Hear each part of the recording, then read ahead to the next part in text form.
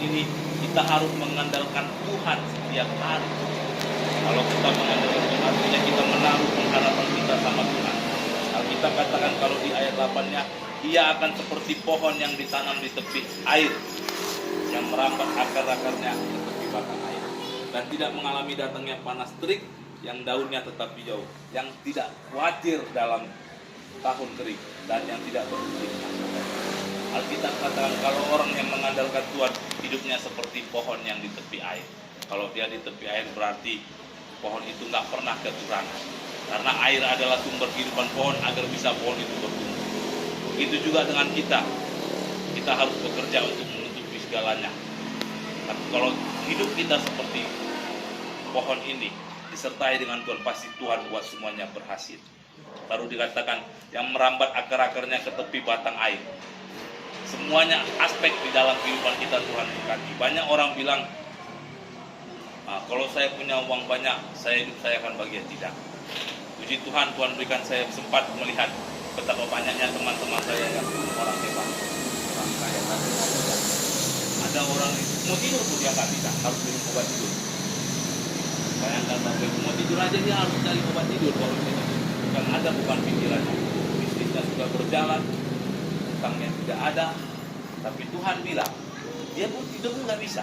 Tapi puji Tuhan, walaupun mungkin nggak seperti dia, tapi kita bisa merasakan damai sejahtera. Amin. Itu yang paling penting. Baru dikatakan lagi, tidak mengalami datang Tuhan melindungi, membentengi kehidupan kita dari segala aspek. Jangan pernah berpikir ketika kita bekerja, ketika kita usaha, tidak ada orang yang iri sama kita. Banyak sekali. Kita diberkati semua. Kita susah tak? Semua serba salah. Biar kita diberkati banyak orang. Usaha mulai baju banyak orang. Banyak sekali yang kita tangan. Saya pernah sedikit saya kasih. Sebelum saya dipanggil Tuhan ini, saya hidup dalam dunia hitam. Saya 8. Jadi saya dulu pernah tinggal di yang namanya di dalam rumah orang pintar. Jadi setiap kali orang datang ke situ, saya tahu mereka mau ngapain. Kalau mungkin rumah dulu. Saya pernah tinggal di dalam itu 1 tahun. Dan saya juga mendampingi itu orang pintar, itu kalau bukan melakukan pekerjaan yang seperti orang yang minta. Kalau yang minta, saya pengen nanti itu cerai dia itu sama suaminya ada. Saya pengen usahanya itu ditutup ada. Saya pengen usaha saya diberkati. Berbagai macam. Saya pengen jabatan saya tetap bertahan ada. Saya tahu betul. Tapi Tuhan bilang, kalau kita mengandalkan Tuhan, sekalipun banyak orang mau berbuat begitu sama kita, Tuhan yang membentengi kita. Amin. Dia kirim malaikatnya untuk berjaga-jaga. Dia tinggal perintahkan malaikatnya berjaga-jaga, berkawal. Asalkan kita mau menaruh harap kita. Jangan harapan kita letakkan sama uang kita, kepintaran kita, pengalaman kita, relasi kita mungkin. Tapi letakkanlah harapan kita pada Tuhan yang bekerja dengan caranya sendiri. Itu kalau kita mengandalkan, pikir apa mungkin? Apa itu saya mau bilang satu. Karena kita lebih sering kali mengandalkan yang tidak mungkin. Kenapa saya bilang tadi begitu? Waktu saya tinggal di rumah itu, saya melihat yang datang bukan orang-orang sembarang. Ada beberapa orang pejabat penting di Sumatera Utara ini juga.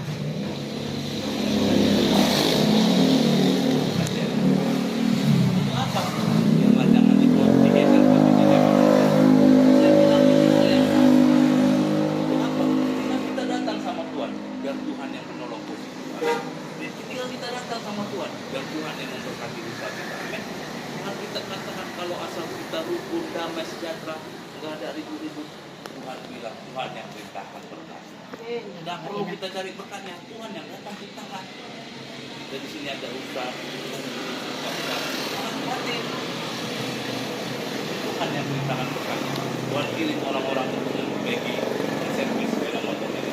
Amin. Baru dikatakan yang tidak khawatir dalam tahun kering. Ini gimana ini Pak Pendeta? Usaha tidak jalan-jalan ini Pak Pendeta. Sekali khawatir gimana ini ya Pak Pendeta? kita misalnya kekurangan khawatir wajar ya kan. Sedangkan orang yang penelitian aja masih ada rasa khawatir. Kenapa saya kata khawatir wajar bagi manusia ada? Itu adalah sifat dan tabiat manusia yang wajar khawatir. Semua manusia akan ada rasa khawatir. Ada rasa ketakutan dalam hidup. Tapi firman Tuhan katakan dalam Matius 11 ayat 28, marilah kepada semua yang kalau kita punya kekhawatiran, jangan cerita sama orang lain, datang sama Tuhan, duduk di bawah kaki Tuhan, renungkan firman Tuhan, senangkan hati Tuhan. Mazmur berkata, Dia dekat, Dia bersemayam di balik pujian penyembahan kita. Artinya Dia hanya sejauh doa. Ketika kita bangun hubungan kita dengan Tuhan, Dia akan memberikan damai sejahtera. Tidak ada lagi rasa khawatir. Kalau khawatir itu biasa. Kalau orang dunia khawatir wajar, tapi kalau anak Tuhan tidak boleh khawatir. Kenapa? Karena Tuhan bilang dalam Matius 6, semua itu dicari bangsa-bangsa. Semua itu dicari bangsa-bangsa. Tapi yang terpenting ialah carilah Tuhan. Jadi tidak ada lagi rasa khawatir. Kalau kita khawatir, kita akan datang Tuhan. Kita datang di bawah kaki Tuhan. Saya ini orang kuasa yang besar. Tiap hari dia datang di bawah kaki Tuhan. Tiap hari dia datang. Bagaimana? Apalagi saya dulu belum bertobat. Saya baru belum bertobat. Sekali masalah besar biayanya. Sekali buat dosa besar. Dari mana berkali? Puji Tuhan, kami punya Tuhan yang besar. Tua saya mengajarkan saya, itu di bawah kaki Tuhan. Kau senangkan hati Tuhan. Kalau kau senangkan hati Tuhan, tinggal Tuhan perintahkan nanti malaikatnya, dia bilang, buka itu. Itu yang tertutup itu. Kalau manusia boleh menutup, tapi kalau Tuhan yang buka, tidak ada yang bisa. Amin. Itu yang terpenting. Dan yang tidak berhenti menghasilkan uang, artinya hidup kita selalu kita. Ini yang Tuhan berikan kepada kita. Ada hasil kalau kita tidak pernah berhenti mengandalkan Tuhan dalam kehidupan. Lalu Pak Pendeta, bagaimana caranya kami mengandalkan Tuhan dalam kehidupan kita? Yang pertama ada dua sikap yang kita lakukan. Yang pertama dalam Keluaran pasal 23. Keluaran pasal 23. Keluaran pasal 23 ayat 25. Keluaran pasal 23 ayat 25.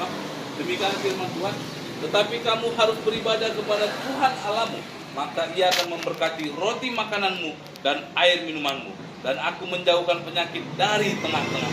Tuhan bilang kalau kita mau diberkati sama Tuhan, dikatakan kamu harus beribadah kepada Tuhan Allah.